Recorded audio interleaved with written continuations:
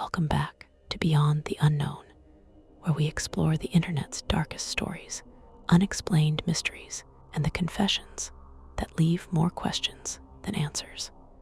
Imagine waking up every day wondering if one terrible decision destroyed someone else's life. That's the burden the author of tonight's confession says they've carried for years. Whether their fears are justified, you'll have to decide for yourself. This is Beyond the Unknown. I'm pretty sure I've gotten someone killed. A few years back, I started to get back in touch with some old friends from my college days. One of them happened to be this girl who I knew had a thing for me back then. And though I liked her too, I was in a relationship through most of my college days. We started to talk again on Skype and eventually started to flirt a bit. This went on for a month or two and eventually started talking about visiting each other. But as this was happening, I was starting to date this other girl. But I continued to flirt with the online girl. Eventually, we talked about doing a bit of a cam show for each other, getting naked and whatnot. She went first. While she was getting naked and masturbating, I took some screenshots, thinking I'd save them for a later wanking session. I did one as well, and eventually I asked her to do it again, and it became almost a regular thing for about 2 weeks, where when we got together online, we'd get naked.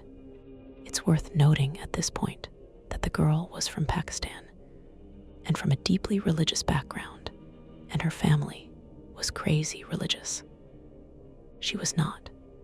She had stopped believing in Islam a few years back, but was afraid to tell her family. Though as this went on for a while, I also started to have small trust issues with my real-life girlfriend, who was starting to ask who I was always talking to, and why whenever she got on Skype to talk to me, I was busy. So I came online one day, having had an argument with her and kinda pissed. The girl came online and she went on webcam, but I didn't, saying I was in a bad mood and didn't want to get on the camera. So I asked her to make my day a bit better and get naked. She started to strip, but was hesitant, and I started to press her to just get on with it and get naked. She didn't like that and stopped. I got angry and told her to just fucking do it.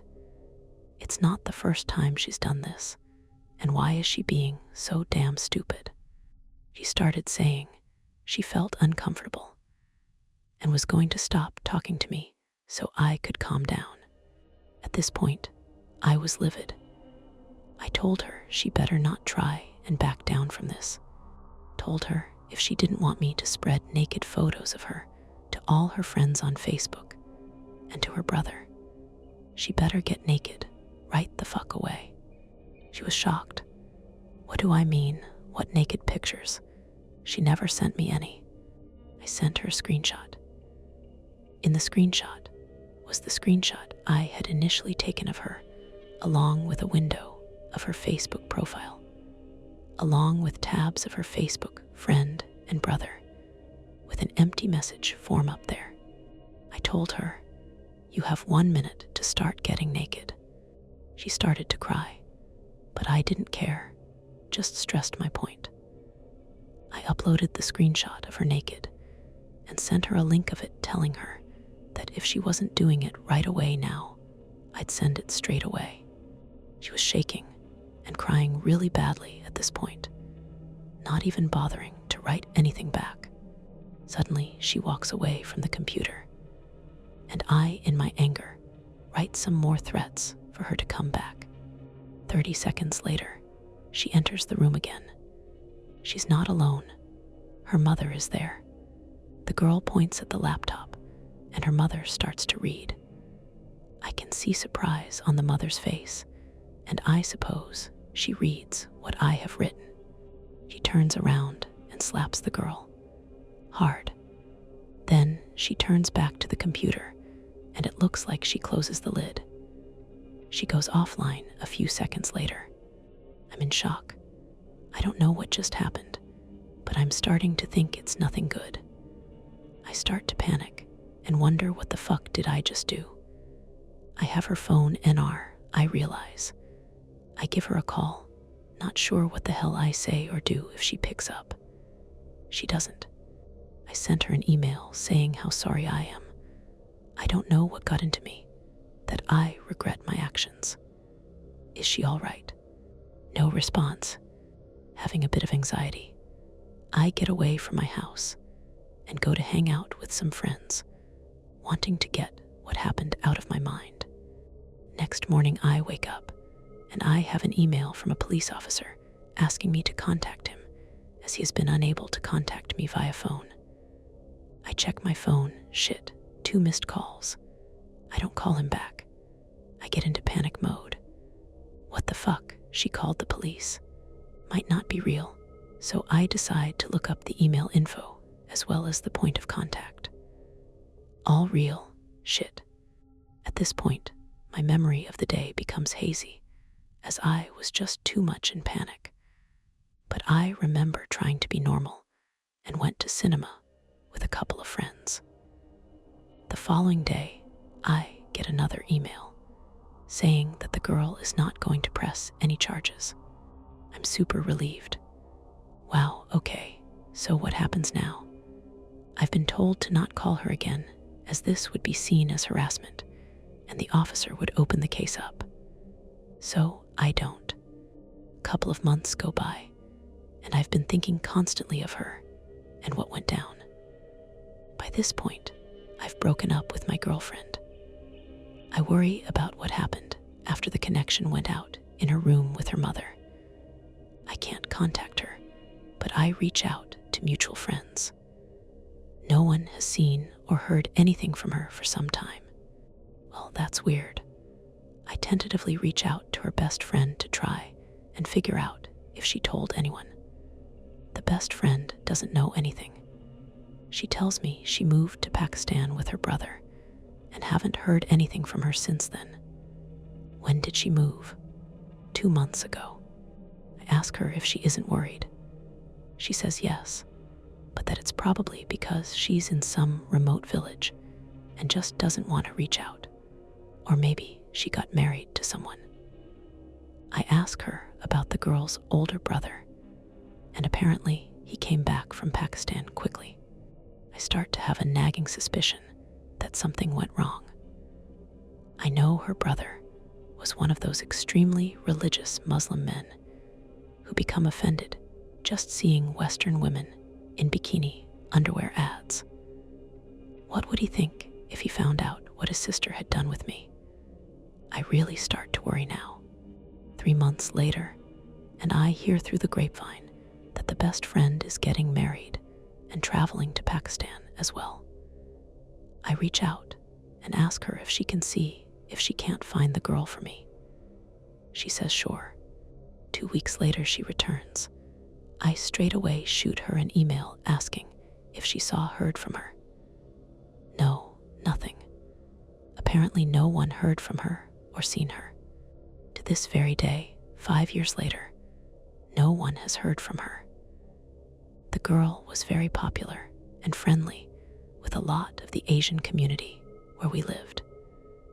It's unfathomable that she wouldn't reach out to someone or talk about what she was doing moving to Pakistan, especially her best friend of 4 years.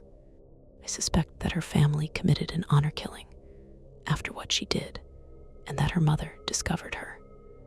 Her brother was fanatic, and at several points in my time of knowing him, praised Osama as a leader for the Muslim community.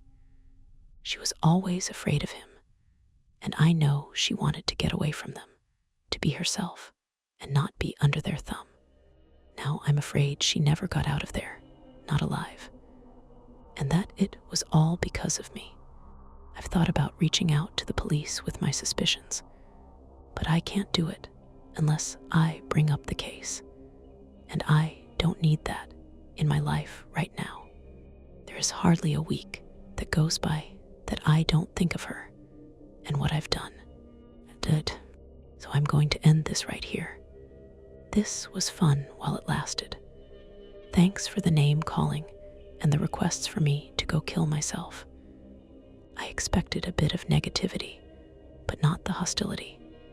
That's fine though. I had it coming. If there's one thing I'd like to stress again, is that despite everything I've covered above, I'm a good person who did something terribly wrong. I'm not a sociopath despite some urging me that I definitely am one. I do some good on this planet, and that's far more than can be said for many of you on here and a lot of people. But I did expect the better than thou attitude.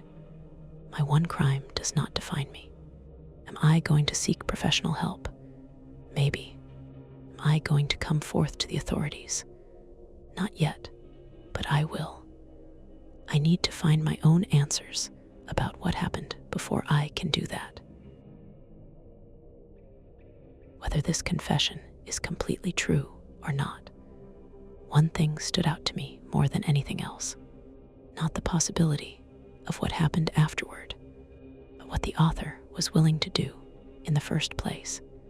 In a moment of anger, he didn't just lash out. He deliberately manipulated someone he knew was vulnerable, used intimate photos as a weapon, and threatened to destroy her life over something as trivial as refusing to continue a webcam session. Even after she was visibly crying and terrified, he kept escalating. Reading that, it's difficult not to wonder what kind of mindset someone has to be in to treat another person that way. As for what happened to the girl, we'll probably never know. Maybe she simply disappeared from everyone's lives. Maybe her family forced her into a different life. Or maybe the author's worst fears were justified. Whatever the truth is, this confession is a reminder that a few minutes of cruelty can leave consequences that last for years for everyone involved. What do you think? Do you believe the author's remorse was genuine? Or was he only sorry once he realized how serious the consequences could be? And do you think he bears responsibility only for the threats he made, or for everything that may have followed? I'd love to hear your thoughts in the comments. Until next time, get some rest if you can, and I'll see you next time. Same time, same place, beyond the unknown.